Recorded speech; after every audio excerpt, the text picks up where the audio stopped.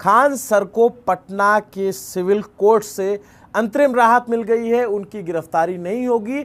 ये खबर अब आपको पता चल चुकी है, काफ़ी देर पहले ही आ चुकी है। लेकिन ऐसा क्यों हुआ, उनके वकील ने क्या दलील दी और ऐसी क्या वजह है कि तमाम दलीलों के बावजूद रोशन आनंद सर जो जेल में हैं, जिन पर 307 यानी धारा पुरानी वाली धाराओं में 307 और 109 का मुकदमा बीएनएस में है, उनको जमानत नहीं मिल रही, वो जेल से नहीं छूट रहे हैं। ये सारा मसला क्या चल रहा है, कोर्ट में क्या हुआ, बाहर क्या चल रहा है और इस पर लोगों की क्या प्रतिक्रिया है। नमस्ते, अभिनव पांडे नाम है मेरा और आप देख रहे हैं न्यूज़ पिंच।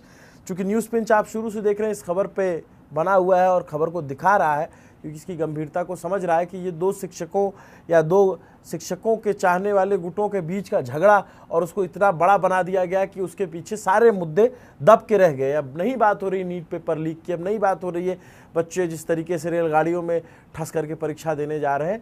अब बात हो रही है कि ये सही है या वो सही है। दो धड़ों में बटा बिहार और देश में जो चल रहा है वो सब आप देख ही रहेंगे। लेकिन पटना में खान सर की गिरफ्तारी की तलवार लटक रही थी लगातार और इसके विरोध में उनके जो छात्र थे वो लगातार जमे हुए थे। और अब जिस रात को ये था कि खान सर की गिरफ्तारी हो सकती है, छात्रों ने पटना का मुसल्लहपुर हाट का पूरा इलाका भर दिया था। रात भर एक तरीके से उनके छात्र खड़े रहे, टिके रहे या पहरेदारी करते रहे कि उनके टीचर को कोई गिरफ्तार न करके ले जाए।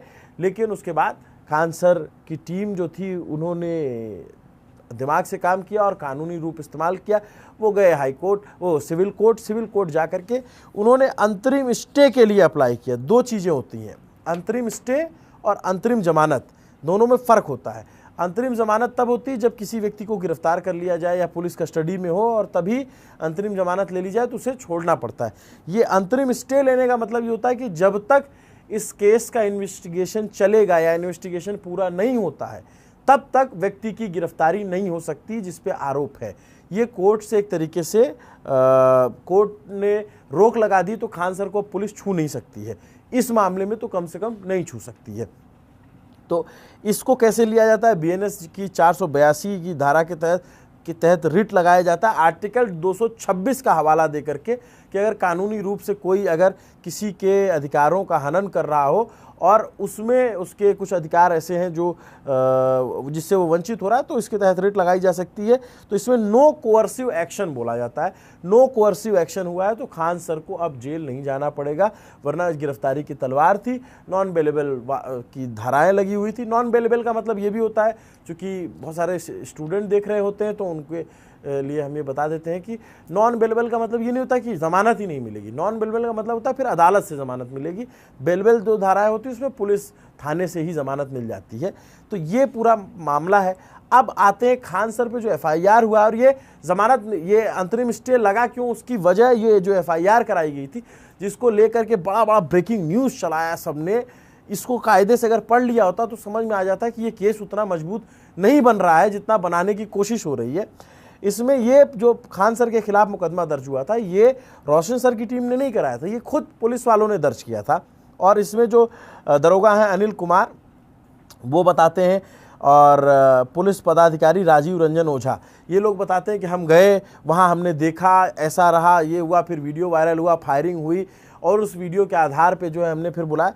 लेकिन जो मार्के की बात है, जो पढ़ने वाली बात है वो ये है, इसमें जो एफआईआर में लिखी गई मैं उसको इंगित करके बता रहा हूँ कि एकेडमिक पास पहुंचा, आसपास की स्थिति लोगों वीडियो वायरल हो रहे व्यक्ति की पहचान कराया, पता लगा कि ये खान सर के निजी सुरक्षा गार्ड है। उनके द्वारा राइफल से 4 राउंड गोली, जिसमें दोनों कर्मी 2-2 राउंड गोली फायरिंग करते हुए देखा गया। सोशल मीडिया पर वीडियो वायरल हुआ, प्लेटफॉर्म पर तेज़ी से वायरल हो रहा है। उसके बाद आगे बताते हैं कि वायरल हो रहे वीडियो में हमने पहचान करवाया तो खान सर द्वारा बताया गया कि ये दोनों मेरे निजी सुरक्षा गार्ड हैं। इन दोनों के पास लाइसेंसी राइफल है जो नोएडा के एसपीए सुरक्षा एजेंसी से प्राप्त है। अगली लाइन है, कुछ देर इंतजार करने के बाद करीबन 1:30 बजे दोनों सुरक्षा गार्ड खान ग्लोबल ऑफिस में अपने शस्त्र के साथ आए, जिनका मिलान सोशल मीडिया पर हो रहे वायरल वीडियो से कर ली गई। वही शस्त्र मिला और ये सारी कार्यवाही। लेकिन फिर उसमें लिखा इन्होंने जो लिखा है जिसका इस्तेमाल किया गया। अब एफआईआर की कॉपी में क्या लिखा गया, दोनों सुरक्षा गार्ड द्वारा शस्त्र गोली मतलब वो हिंदी में लिखा हुआ है लाइसेंस और ये सब दिया गया। दोनों सुरक्षा गार्ड को विश्वास में लेकर के पूछताछ किया तो बताया दिनांक 2/6 करीब 10:30 बजे रात्रि में कुछ लोग उग्र होकर खान ग्लोबल एकेडमी के बाहर गेट पर तैनात सुरक्षा गार्ड चुन से मारपीट करके उसे जख्मी कर दिया तथा गेट पर लगे बैनर को फाड़ने लगे और जोर जोर से हो हल्ला करने लगे। ये पुलिस वाले ने जो FIR तहरीर दी है उसमें लिखा हुआ है, हम दोनों सुरक्षाकर्मी अपना अपना शस्त्र लेकर खान सर और फैजल खान के साथ ऑफिस के बाहर आए तो देखे बाहर गेट पर भीड़ लगा हुआ था, लोग उग्र होकर हल्ला कर रहे थे। ये देखकर खान सर उर्फ फैसल खान उनके अन्य आग्रह सहकर्मी हम दोनों सुरक्षाकर्मी से बोले कि देख क्या रहे हो, भीड़ पर जो है अविलंब फायर करो, जो होगा मैं देख लूँगा। अब ये बात पुलिस वाले ने लिखी और उसके बाद पूरा आगे चलाया गया कि ये इसमें क्या लिखा है इन्होंने कि गार्ड ने राजी होकर के, हाँ, गार्ड ने पूछताछ में बताया कि खान सर ने कहा फायरिंग करो, जो होगा देखा जाएगा। तो दो बातें कि पहला इन्होंने कहा कि बाहर मारपीट हो रही थी, भीड़ उग्र थी, इकट्ठा थी, तो फायरिंग के लिए कहा गया, तो हवाई फायरिंग हुई। तो पहला प्लस पॉइंट यहाँ पे हो गया। और दूसरा, पुलिस को दिया गया इकबालिया बयान मान्य नहीं होता है कोर्ट में। अगर मजिस्ट्रेट के सामने कोई बयान दिया गया है तो एक बार मान्य हो सकता है, होता है, लेकिन पुलिस के सामने दिया गया बयान वो कभी भी मान्य नहीं होता, क्योंकि अदालत में फिर जब जाएगा वो बोलेगा कि तो ये भाई साहब हमको मार पीट करके हमसे बयान दिलवा दिए थे, तो बयान मान्य ही नहीं होता है। अब होता क्या है कि आज के टाइम पे सॉरी टू से मीडिया के दोस्त भी जो पुलिस कह देती है उसी को सच मान करके ब्रेकिंग न्यूज़ चलाने लग जाते हैं। पुलिस ने जो FIR में लिख दिया वही सत्य मान लिया जाता है, जो चार्जशीट में लिख दिया वो सत्य माना जाता है, जबकि FIR तो छोड़ दीजिए, FIR तो तहरीर है, छोटी चीज़ है। चार्जशीट में लिखी हुई बात भी आपको कोर्ट में साबित करना पड़ेगा, एक एक बात जो लिखी गई है उसका सबूत पेश करना पड़ेगा, तब जा करके आप किसी अपराधी को अपराध साबित कर पाओगे। और अक्सर हमने देखा है कि जैसे आप देखेंगे पिछला जो मामला हुआ यहाँ दिल्ली का, जो सबसे चर्चित मामला है, उदाहरण के तौर पे उसको देखें, जो अरविंद केजरीवाल और उनके साथियों पे था। रोज ईडी बताती थी ये हो गया वो हो गया, ईडी चार्जशीट में ये लिख दिया, ये किंग पिन है, ये फलाना है, ये धमाका, एक भी आरोप जो है अदालत में टिका नहीं, सब ढह गया। तो अब सवाल यही है कि ये जो 109 की जो हत्या के प्रयास का मुकदमा दर्ज हुआ है हवाई फायरिंग में, ये टिकेगा कि नहीं टिकेगा ये आने वाले वक्त में पता चल जाएगा। लेकिन अदालत ने इसी सब को देखते हुए अंतरिम स्टे दे दिया खान सर को। तो अब इससे स्पष्ट है कि खान सर जेल नहीं जाएंगे, उनकी ऑफलाइन क्लासेस चलेंगी, ऑनलाइन क्लासेस भी सुनने में आ रहा है कि जल्दी शुरू हो जाएंगे, क्योंकि अब जेल जाने का खतरा नहीं है, तो बच्चों की पढ़ाई रिज्यूम होनी चाहिए, वो जल्द होती दिखेगी। सुनिए खान सर के वकील क्या कह रहे हैं। को इंटरिम प्रोटेक्शन मिल गया है, केस डायरी और एंटीसीडेंट की मांग की गई है, नेक्स्ट डेट पड़ा है। अब खान साहब अभी फ्री हैं और वो जहां चाहें आ जा सकते हैं। नेक्स्ट डेट कब का पड़ा है? नेक्स्ट डेट अभी जानकारी क्लर्क लेके आएंगे तब पता लगेगा। किस बेसिस पे ये न्यायालय ने आदेश दिया है? कानून के आधार पर उनको नो कोर्ट से मिला है। अब आ जाते हैं रोशन सर के पक्ष पे। ये रहा खान सर का पक्ष। रोशन सर के ऊपर जो आरोप लगे, उनके दो साथियों को इस आरोप में जेल में डाला गया कि गार्ड के साथ मारपीट हुई, उसका सर फटा, लहूलुहान हुआ। उसमें भी हत्या के प्रयास का मुकदमा दर्ज कराया गया है। हत्या का प्रयास का मुकदमा जैसे जो दफा 307 थी वो अब BNS में 109 है। उस मुकदमे को लेकर के जो राघव कुमार हैं, ज्ञान बिंदु के रोशन सर के जो वकील हैं, वो पैरवी करते रहे और पैरवी करने के बाद उन्होंने कहा कि भाई ये जो चोटें लगी इतनी गंभीर नहीं है, इसलिए ये धाराएं नहीं बनती हैं, और जो बाकी धाराएं लगी हुई हैं मारपीट से संबंधित वो सब अवेलेबल है, तो मेरे मुवक्किल को ज़मानत दे दी जाए। लेकिन चूँकि आपने देखा होगा कि जो गार्ड जिसको पीटा गया उसका सर काफ़ी फटा हुआ था, काफ़ी चोट लगी थी, तो शायद अदालत ने ये नहीं माना कि उसकी चोटें कम गंभीर हैं, इसलिए ज़मानत नहीं दी गई।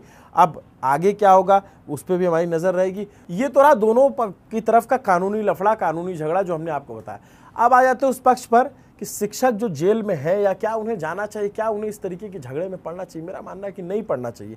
अगर पोस्टर को लेकर के एक मान लीजिए कि आपसी वर्चस्व की लड़ाई भी है, तो एक ने आपके पोस्टर चिपका दिए तो आप उस पर चिपका दो, उसमें मारपीट की नौबत नहीं आनी चाहिए। मारपीट की नौबत आ गई तो फायरिंग की नौबत नहीं आनी चाहिए। मतलब कुल मिला के विवाद इतना नहीं बढ़ना चाहिए जो यहाँ तक एक्सीलेट हो गया। रोशन सर भी सम्मानित टीचर हैं, बहुत सारे बच्चे उनसे पढ़ते हैं, बहुत उनके पढ़ाए हुए बच्चे कहाँ कहाँ आज पोस्टेड हैं। खान सर भी उसी तरीके से रेपुटेटेड टीचर हैं और वो तो पूरे देश दुनिया में जाने जाते हैं। तो दोनों को, मुझे लगता है कि दोनों को एक बार चाहे जैसे भी हो आपस में बात करनी चाहिए और इस झगड़े को ख़त्म करना चाहिए। रोशन सर की भी रिहाई आज नहीं तो कल होनी ही चाहिए।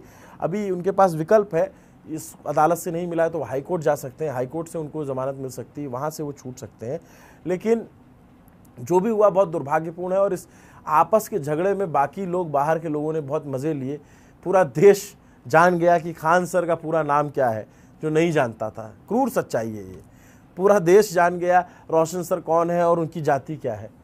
और कुछ लोगों ने उसे भड़काने का, बढ़ा चढ़ा के बताने का कोशिश किया, पब्लिक को आपस में लड़वाने की कोशिश की, लेकिन उन्होंने ये नहीं देखा कि इसमें नुकसान किसका हो रहा है, आम छात्रों का हो रहा है। जो छात्र पहले से ही पैसा दे चुका है, पहले से ही फीस दे चुका है, उसके तमाम कॉम्पिटिटिव एग्ज़ाम है, उसकी क्लासेस बाधित हैं, नुकसान उसका हुआ है। ये झगड़ा खत्म होना चाहिए, बच्चों के हित में यही है। और छात्र जैसे संगठित होते हैं वैसे शिक्षक भी अगर संगठित रहेंगे तो ही तो उतनी मजबूती से अपनी बात रख पाएंगे। लेकिन अब मैं देखता हूँ कि कई बार अब हैं तो सब इंसान ही, ईर्ष्या एक दूसरे से करते ही हैं, तो कभी किसी पे टिप्पणी करना, कभी किसी पे टिप्पणी करना, फिर वो धीरे धीरे एक छात्रों के मन में भी उस तरीके की भावना पैदा हो जाती है, फिर वो कभी न कभी इस तरीके के संघर्ष में दिखने लग जाती है। तो जो शिक्षक हैं वो छात्रों को पढ़ाते हैं कि धैर्य से काम लेना, ट्रैप में मत फंसना, वो खुद ही ट्रैप में फंसते चले गए और उनको नहीं समझ में आया। ऐसा नहीं होना चाहिए। हमने जब पहले दिन खान सर पे वीडियो बनाया कि भाई आप इस तरीके से एक शिक्षक को कैसे कोई ट्रीट कर सकता है पूरा देश, कल तक जो खान सर थे उनको फैसल खान कैसे बना रहे हो, तो फिर उस पर बहुत सारे लोगों ने प्रतिक्रियाएं दी, बहुत वीडियो वायरल हुआ, बहुत सारे लोगों ने उस पर सराहा और ये वो। लेकिन मेरा मानना है कि जब तक आदमी अच्छा काम कर रहा है ना, तब तक सब अच्छा है। लेकिन जो आपके विरोधी हैं वो शांति से आपके बुरे वक्त का इंतज़ार कर रहे होते हैं कि एक बार ये गिरे, फिर उसको खींच करके रसातल में ले जाएंगे। लेकिन जिनकी जड़ें मजबूत हैं ना, उनको एकात आंधी का झोंका हिला नहीं सकता। बुरा वक्त आएगा, चला जाएगा, लेकिन जाने से पहले सिखाएगा कि कौन अपने थे, कौन पराये थे। मैं चाहता हूं कि इस देश के शिक्षकों का और छात्रों का बुरा वक्त ना ही आए, और ना आए तो ही बेहतर है। नमस्ते, अभिनव पांडे नाम है मेरा। देखते रहिए न्यूज़ पिंच। हम हमेशा सत्य की बात करते हैं, तथ्यों की बात करते हैं, जो फैक्ट दिख रहा होता है उसकी बात करते हैं, बिना किसी राग द्वेष अनुराग के। आपको हमारी कवरेज, हमारी रिपोर्ट कैसी लगती है कमेंट करके बताइएगा। जो सच है, मैं जब खान सर पे जब मैंने बोला तो सबने बोला कि ये अकेले बोल रहे हैं, तो मैंने कहा कि पूरी दुनिया के खिलाफ हो जाए, लेकिन अगर सच के लिए एक आवाज़ भी उठानी तो हम उठाएंगे, हम खड़े होंगे उस पर, और वो बाद में सत्य साबित होगा। आज भले डरेंगे लोग इसको कहने से कि नहीं यार अभी तो सब फिज़ा ख़राब है, माहौल बिगड़ा हुआ है, इस पर मत बात करो। मैं नहीं डरता साहब। मैंने जब पहलगाम में अटैक हुआ था, जब पूरा देश एक तरफ था, तब भी मैंने लिख दिया था जो मुझे लिखना था। नमस्ते, अभिनव पांडे नाम है मेरा। न्यूज़ पिंच के मेरे बहुत सारे दर्शक हैं जो बहुत प्यारे हैं, बट वो सब्सक्राइब करना भूल जाते हैं। मेरी टीम जब डाटा देती है तो देखते हैं, लेकिन वो सब्सक्राइब वाला बटन दबाना भूल जाते हैं। तो सब्सक्राइब कर लो यार, हमारी ताकत बढ़ी रहेगी। तो अधिकारी नेता उनके सामने जाते हैं तो लगता है हाँ इतना बड़ा चैनल है, तो वो भी लोड लेते हैं, तो आपका भी काम करवाते रहेंगे हम। शुक्रिया, थैंक यू दोस्तों।